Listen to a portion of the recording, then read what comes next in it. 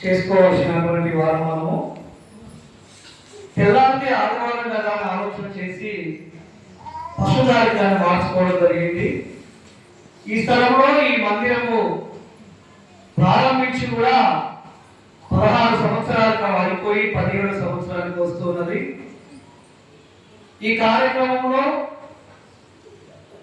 ముఖ్యంగా మేము ఆలోచించింది కట్టినప్పుడు అసలు ఇక్కడ దూరంలోనే జనం వస్తారో రాలో అని అప్పుడు ఆలోచన చేసి ఎస్సీ కాలనీ కట్టాలన్నప్పుడు కొంత దూరచూపుతో జాన్సార్ గారు కానీ కాంతమ్మ గారు కానీ ఆలోచన చేసి ఎస్సీ కాలనీలో చర్చి కడితే ఓన్లీ ఎస్సీలకే పరిమితం అవుతుంది, ఇక్కడ దూరంగా కడితే అన్ని కులాల వారు దేవుని ప్రార్థన చేసుకోవడానికి యోగ్యత అవుతుందని చెప్పి ఆలోచన చేసి ఇక్కడ కట్టినటువంటి జాన్సార్ గారికి ఈ స్థలాన్ని తీసుకున్నటువంటి కాంతమ్మ గారికి ఈ యొక్క కృతజ్ఞత అర్పణ పండుగ సందర్భంగా వారికి కృతజ్ఞత తెలియజేస్తా ఉన్నాను.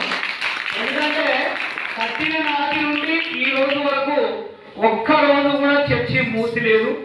కరోనా సమయంలో కానీ చర్చి తలుపులు తీసి ఉన్నాయి. అనేక మంది కుటుంబాలు బాగుపడవచ్చు, అనేక మందికి వివాహాలు జరగవచ్చు, అనేక మందికి గర్భఫలం కావచ్చు. దేవుడి యొక్క కృప ఇందాక అయ్యగారు చెప్పినట్టు అయ్యగారు చక్కని వాక్యాన్ని మనకు అందించారు. అయ్యగారు ప్రత్యేకమైన వందనాలయ్య.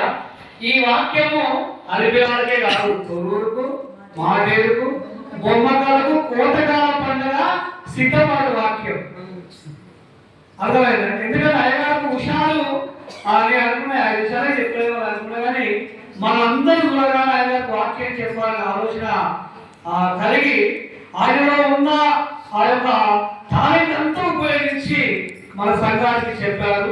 ఇటువంటి వాక్యం కోసమే మనం ఎదురు చూస్తా ఉన్నాం.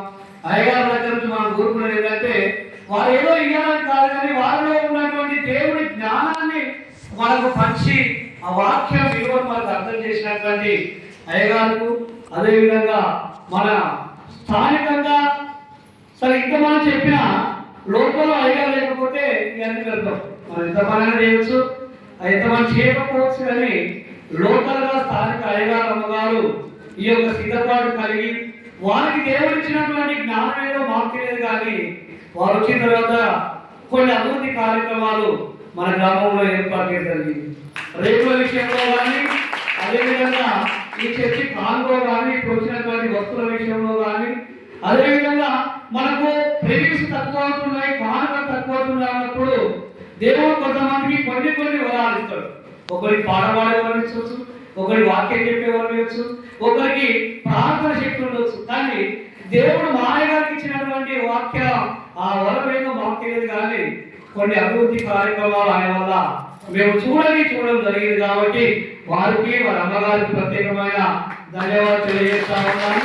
ఈ కార్యక్రమంలో అనుకున్నాం, మన దగ్గర పాటలు పాడడం, వాక్యం విన్నాము, ప్రార్థన చేసుకుంటాము, తర్వాత మనం భోజనాల కార్యక్రమం వెళ్ళొస్తుంది. కాబట్టి ఆ భోజనాల కోసం కొంతమంది డొనేషన్ ఇవ్వడం జరిగింది. ఆ డొనేషన్ కూడా మన మధ్యలో ఎస్టీఆర్ గారు దాన్ని తీసుకొని విషయం తీసుకొని ఎవరు ఎన్ని ఇచ్చినో మాగలదు, ఎవరు పని చేసినో మాగలదు. నేనైతే కేవలం వస్తువులు నా మీద కూడా పెట్టుకుంటాను. మన ఎస్టీఆర్ ఏమని సంఘంతో ఏ పని చేసిన వాళ్ళు పెడతారు.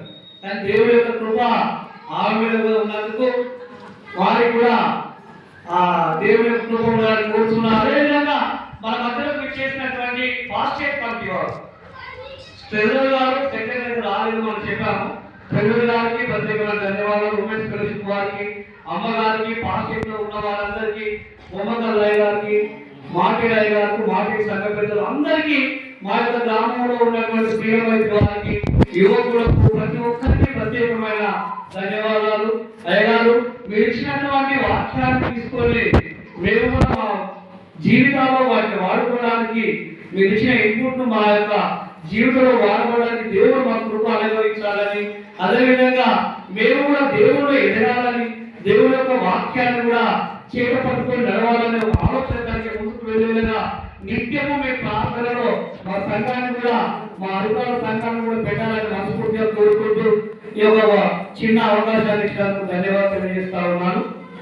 ఏమన్నా మీరు